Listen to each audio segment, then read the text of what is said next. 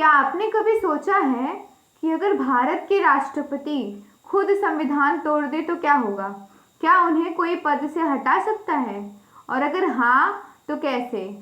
आज के इस वीडियो में हम जानेंगे राष्ट्रपति पर महाभियोग, यानी को राष्ट्रपति के पद से हटाने की पूरी प्रक्रिया। इस वीडियो में हम जानेंगे नोटिस से लेकर उनको हटाने तक की पूरी प्रक्रिया को। तो चलिए शुरू करते हैं। देखिए, सबसे पहले जानते हैं महाभियोग। महाभियोग का मतलब क्या होता है? महाभियोग महाभियोग का मतलब क्या होता है? देखिए, इम्पीचमेंट ऑफ प्रेसिडेंट यानी कि महाभियोग किसी उच्च अधिकारी के पद को हटाना महाभियोग कहलाता है। महाभियोग, देखिए, किसी उच्च पदाधिकारी को पद से हटाने की संवैधानिक प्रक्रिया होती है महाभियोग। राष्ट्रपति भारत के सर्वोच्च संवैधानिक पद पर होते हैं। राष्ट्रपति सबसे सर्वोच्च संवैधानिक पद पर होते हैं, तो उनको हटाया कैसे जा सकता है? उन पर महाभियोग कैसे लग सकता है? अगर वे संविधान का उल्लंघन, देखिए, राष्ट्रपति पर महाभियोग सिर्फ एक ही शर्त पर लग सकता है, अगर वो संविधान का उल्लंघन कर रहे हैं। तो अगर वो संविधान के नियमों को तोड़ रहे हैं तभी उन पर महाभियोग लग सकता है, तो उन्हें हटाने के लिए महाभियोग चलाया जा सकता है, यानी कि वो सिर्फ संविधान के उल्लंघन पर। देखिए, संविधान में क्या प्रावधान है? संविधान में क्या प्रावधान है? आर्टिकल 61 में, आर्टिकल 61 यानी कि राष्ट्रपति को पद से हटाने की पूरी प्रक्रिया किस अनुच्छेद में है? अनुच्छेद 61 में। अनुच्छेद 61 में दिया गया है राष्ट्रपति को पद से हटाने की प्रक्रिया, यानी कि उन पर महाभियोग लगाना। राष्ट्रपति पर महाभियोग चलाने की पूरी प्रक्रिया अनुच्छेद 61 बताता है। यह केवल संविधान के उल्लंघन, वायलेशन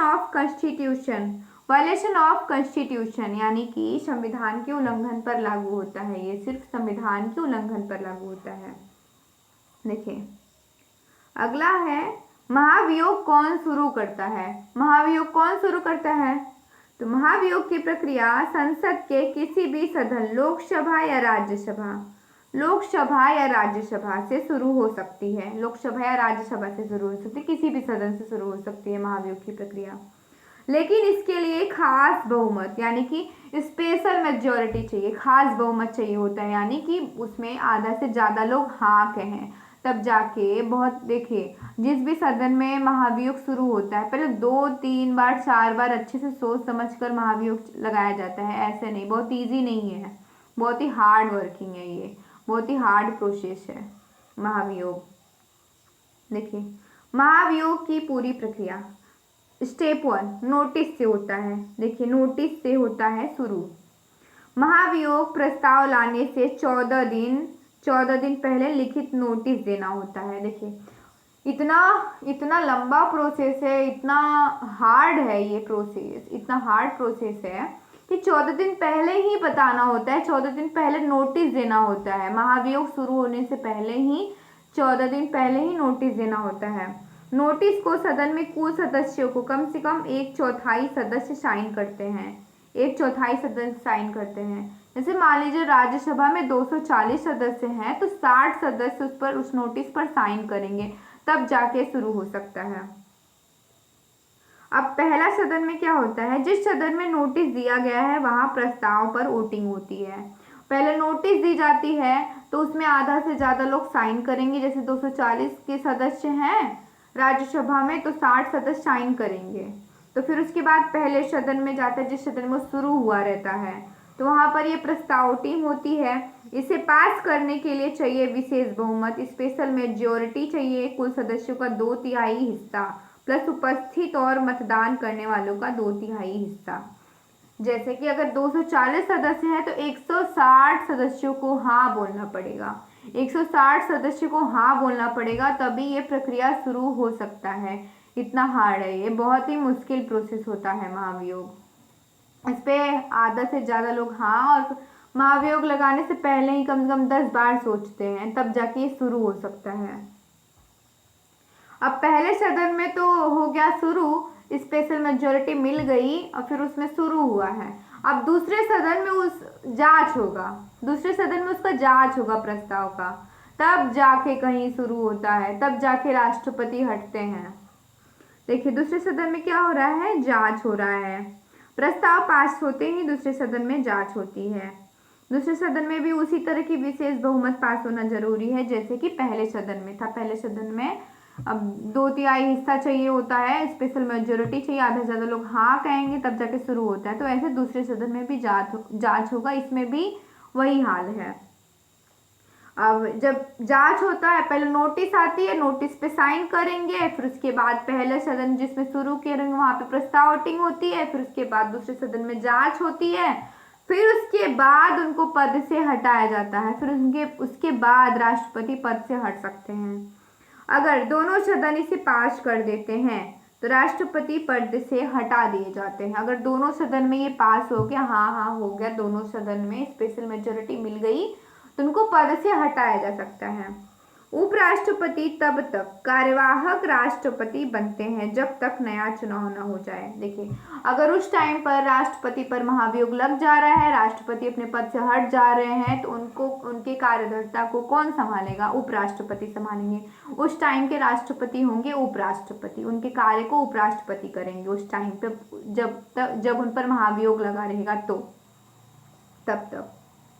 देखिए कौन प्रिसाइड करता है, जब राज्यसभा में महाभियोग चलता है, जब राज्यसभा में महाभियोग चलता है तो उपराष्ट्रपति अध्यक्षता करते हैं। कौन करता है, उपराष्ट्रपति अध्यक्षता करते हैं। और देखिए जब राज्यसभा में पहले शुरू होगा, महाभियोग की प्रक्रिया राज्यसभा में शुरू होती है तो उपराष्ट्रपति अध्यक्षता करेंगे, लेकिन जब लोकसभा में महाभियोग चलता है तो लोकसभा अध्यक्षता स्पीकर यानी कि लोकसभा के अध्यक्षता, लोकसभा वहाँ पे स्पीकर वहाँ पे अध्यक्षता करते हैं, लोकसभा के स्पीकर अध्यक्षता करते हैं। अगर जब लोकसभा में महाभियोग की प्रक्रिया शुरू होती है, अगर राज्यसभा में शुरू होगी तो उपराष्ट्रपति करेंगे, और जब लोकसभा में शुरू होगी तो स्पीकर करेंगे अध्यक्षता। महाभियोग की प्रक्रिया बहुत कठिन बनाई गई है ताकि राष्ट्रपति को आसानी से न हटाया जा सके। देखिए ये प्रक्रिया बहुत ही हार्ड है, बहुत ही मुश्किल प्रक्रिया है ये, ताकि राष्ट्रपति को आसानी से न हटाया जा सके। छोटी मोटी बातों पर सरकार के मतभेद से किसी भी बात पर उनको महाभियोग लगा सकते हैं। ये बहुत ही हार्ड प्रोसेस है, बहुत ही मुश्किल प्रोसेस है महाभियोग। अब तक भारत में किसी भी राष्ट्रपति पर महाभियोग सफल नहीं हुआ है। अब तक डॉक्टर राजेंद्र प्रसाद से लेकर द्रौपदी मुर्मू तक अभी तक किसी पर भी नहीं महाभियोग की प्रक्रिया सफल हुआ है। जबकि 1974 में जाकिर हुसैन राष्ट्रपति थे, उन पर चर्चा हुई थी, महाभियोग की चर्चा हुई थी, बट नोटिस ही पास नहीं हुआ था, तो उन पर भी सफल नहीं हो पाया था। उन पर भी आज तक किसी पर भी सफल नहीं हुआ है, किसी भी राष्ट्रपति पर सफल नहीं हुआ है। देखिए इसको याद करने की ट्रिक क्या है, इसको याद करने की ट्रिक क्या है, महाभियोग ना पा जा हटा, यानी कि ना से नोटिस 14 दिन पहले दी जाएगी, 14 दिन पहले ही नोटिस दी जाएगी महाभियोग की प्रक्रिया शुरू करने से पहले। फिर उसके बाद पहला सदन उसे पास करेगा, उस नोटिस को पहला सदन पास करेगा, फिर दूसरे सदन में जांच होगा, पहला सदन पास किया तो दूसरे सदन में जांच होगा, फिर हटा, यानी कि दोनों सदन पास करते तो राष्ट्रपति हट जाते हैं, अगर दोनों सदन पास कर दिए तो राष्ट्रपति हट जाए, यानी कि ना पा जा हटा, यानी कि नेशनल नोटिस 14 दिन पहले पास से पहला सदन पास करेगा उस नोटिस को, फिर दूसरे सदन में जांच होगा, फिर दोनों सदन पास कर दिए तो राष्ट्रपति हट जाते हैं। ना पा जा हटा से राष्ट्रपति हट गए हैं। तो देखिए राष्ट्रपति को हटाने की कोई भी ऐसे सोच नहीं सकता है, बहुत ही 10 बार सोचेंगे तो कहीं पर जाकर शुरू होता है, तो अभी तक किसी पर भी सफल नहीं हो पाया है। अभी तक किसी भी राष्ट्रपति पर महाभियोग सफल नहीं हो पाया है। एक बार चर्चा भी हुई थी तो नोटिस तक जाकर ही अटक गया था जाकिर हुसैन के टाइम पर। ये प्रक्रिया इतना हार्ड है ही कि कोई अभी तक मतलब इस पर सफल ही नहीं हुआ है। तो ऐसा है। आई होप आप लोगों को राष्ट्रपति पर महाभियोग की प्रक्रिया समझ में आई होगी, और ऐसे ही और टॉपिक पर वीडियो देखने के लिए लाइक करें, सब्सक्राइब करें और कमेंट करें। तब तक पढ़ते रहिए और आगे बढ़ते